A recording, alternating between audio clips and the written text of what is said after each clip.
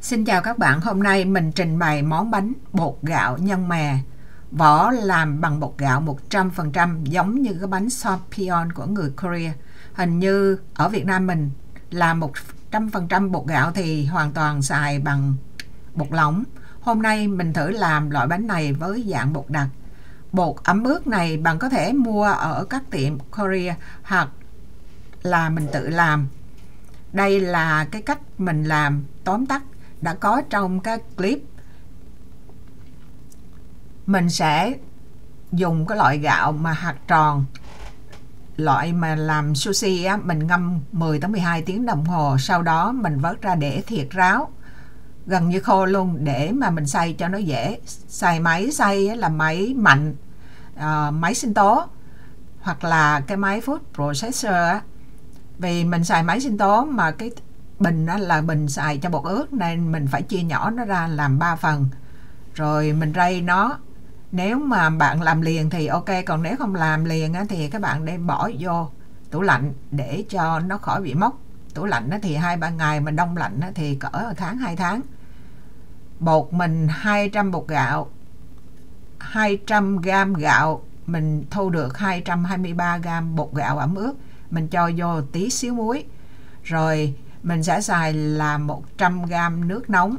Nước nóng này tức là nước chưa sôi chứ cũng phải là nước sôi thì nó sẽ bị bột nó bị dẻo, quá dẻo á, nó hóa hồi nhiều quá thì nó sẽ bị dẻo, nó dính tay. Thì khi mình đổ nước vô bột á, mình đổ từ từ, và mình nhớ là để an toàn mình chừa lại một tí bột khô. Rồi các bạn trộn nó, trộn cho đến khi mà tay mình thấy mà mình thò vô được á thì mình thò vô mình nhồi. Bạn nhồi lâu hết sức có thể, bạn để cho cái bột nó dẻo, mà nó dẻo xốp á. Mình càng nhồi thì cái không khí nó chui vô những cái giống như là cái tế bào của bột á, cho nó có bột nó xốp hơn chút. Chứ là mình nói trước là cái loại bánh này nó rất là dai luôn, nó dai mà giống như cơm mà các bạn giã ra đó, nó dai, nó dẻo kiểu đó đó. Thì các bạn cũng đừng có ngạc nhiên khi mà mình xài nước nóng mình nhồi vô bột này nó dính tay tùm lum á, thì cũng không sao, đó là hiện tượng tự nhiên thôi. Tại vì nó dẻo giống như cơm mình bóp ra thì nó vậy thôi. Thì mình càng nhồi thì nó càng bớt dính, cho nên mình phải đổ nước từ từ vô để cho cái bột khô nó khỏi làm cho mình bị dính tay á. Các bạn thấy không, mình cứ đổ, bây giờ là mình phải đổ hết bột đó vô. Sau khi mà xong rồi bây giờ nó gỡ bớt 3 cái dính ở trong tay lại. Rồi mình chỉ nhanh đó mình nhồi nó như thế nào. Các bạn bỏ ra bàn, mặt bàn lót silicone đó, rồi mình nhồi chập lại nó sạch sẽ hết trơn à. Rồi mình đậy lại, mình để cỡ 15-20 phút gì đó. Xong rồi á, thì mình chia nó làm 16 phần. 223 cộng với nước cộng với muối thì mình chia ra là cỡ 19 tới 20g một phần. Mình làm 15 cái bánh mà tại sao mình chia 16 phần, thì một phần đó là mình để dành lại để mà mình làm bông hoa, lá, nhụy.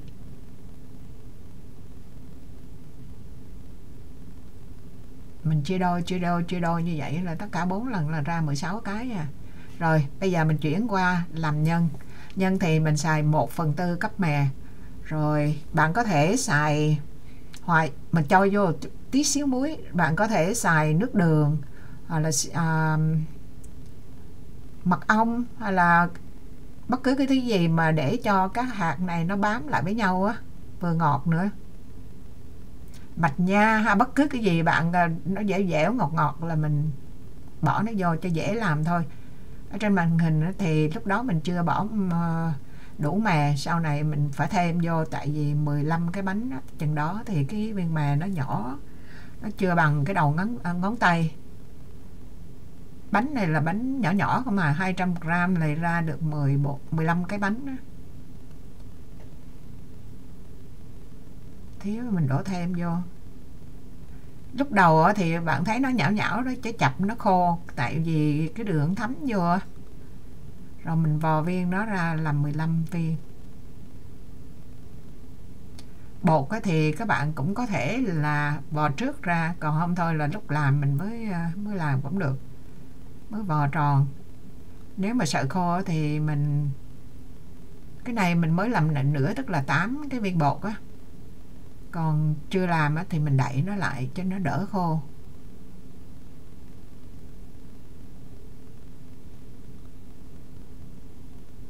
Rồi bây giờ thì đó là một cái viên bột mình cuối cùng mình để lại.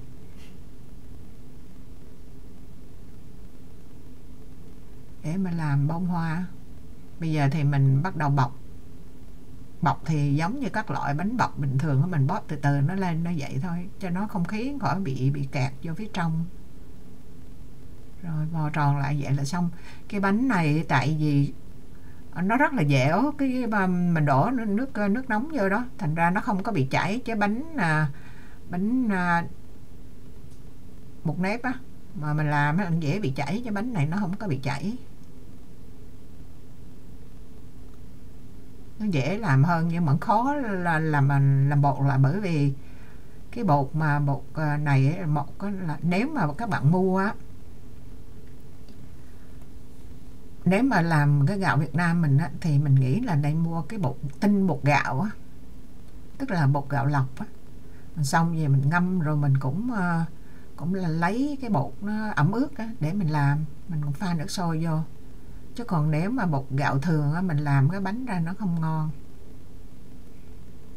Đây, phần mà bọc bánh là xong. Bây giờ mình chuyển qua còn một cái cục bột cuối cùng đó, mình pha màu thì mình cho vô cỡ là 1/2.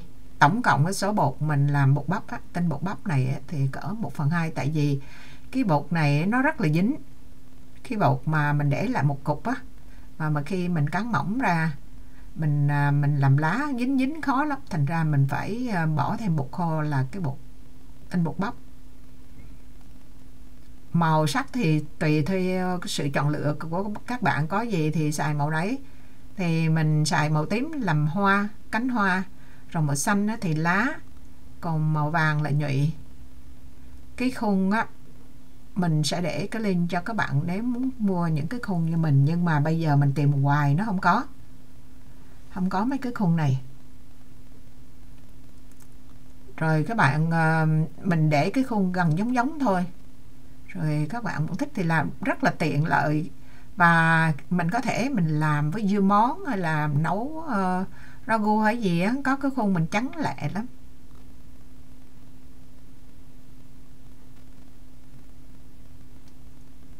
Cái này là tự mình cũng bắt chước người ta thôi, chứ không phải tự mình nghĩ ra, nhưng mà mình tự nghĩ ra những cái mà khéo tay của các bạn, chứ không có bắt buộc phải làm giống y chang mình.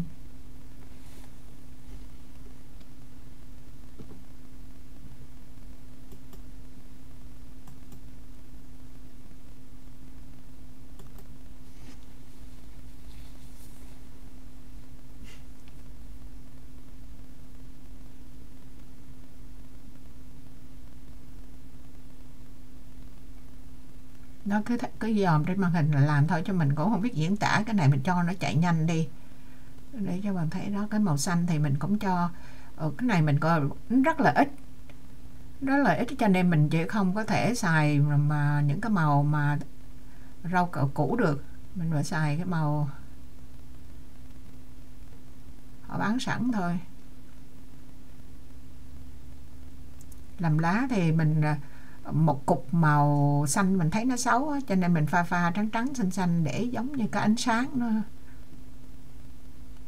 Cái hộp này họ bán cái khung này á, đủ size từ cái lá lớn lá nhỏ, nhưng mà bây giờ mình tìm ra không thấy nữa. Mặc dù cái link đó nó vẫn còn, nhưng vẫn cho ra cái loại cái hình thức khác, ngôi sao rồi. Mình để cái link mình chọn để cho các bạn muốn thì mua xài. Lá thì mình muốn làm gan lá thì mình lấy cái tăm hay gì mình chỉ chĩa nó ra, cũng không cần thiết lắm, muốn làm sao làm mà. Cái đó là sự sáng tạo của các bạn thôi. Cái này mình chỉ là gợi lên cái ý tưởng thôi.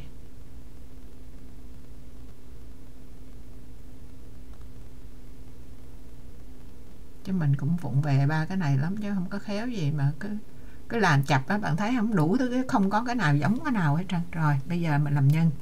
Cái này mình bắt chước người ta làm xong cái cục bột rồi hả, bạn nhét qua cái ray á, nó ra giống như là những cái nhụy đẹp chưa. Rồi mình dùng 2 cây đó mình cắt là mình lấy 2 chiếc đũa nhọn á, mình gấp nó vô, gấp chia ra, nó rớt thì mình nhét nó xuống, mình làm kiểu sao cũng được,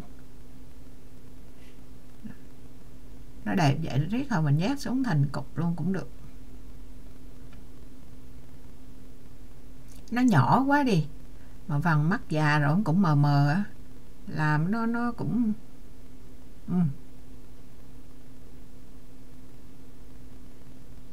mấy cô gái còn trẻ thì khéo tay mình nghĩ thì làm sẽ đẹp hơn nhiều.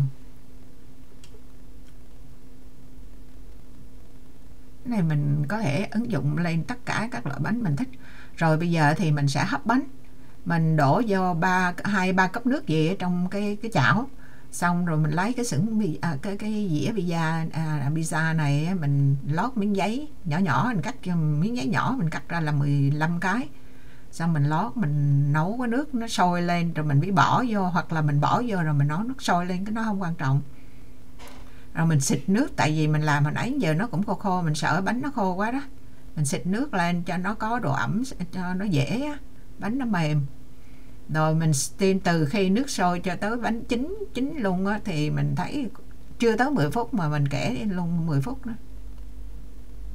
Rồi lấy ra mình để nguội cái là ăn thôi, mà các bạn đừng có để nguội quá là bánh này cứng ngắt lại nha. Mà nếu mà bánh nó cứng á thì lát mình sẽ chỉ cho các bạn để xử mấy cái bánh bị cứng. Rồi thì mình cho vô chút xíu dầu mè, mình quẹt lên cho nó, thứ nhất á là nhìn cái bánh chụp hình nó đẹp, nó láng mướt á. Cái thứ hai nữa là cho nó giảm cái sự bốc hơi, cho nó đỡ khô á. Với lại cái mùi dầu mè nó cũng hợp với cái nhân mè ở trong, thành ra mình xài dầu mè mình quét. Đó. Có tí xíu dầu cho quét hết đủ 10 mấy cái á, tại bánh này nhỏ nhỏ, bạn thấy nó gấp đôi cái ngón tay cái mình cho mấy. Nó nhỏ nhỏ xinh xinh.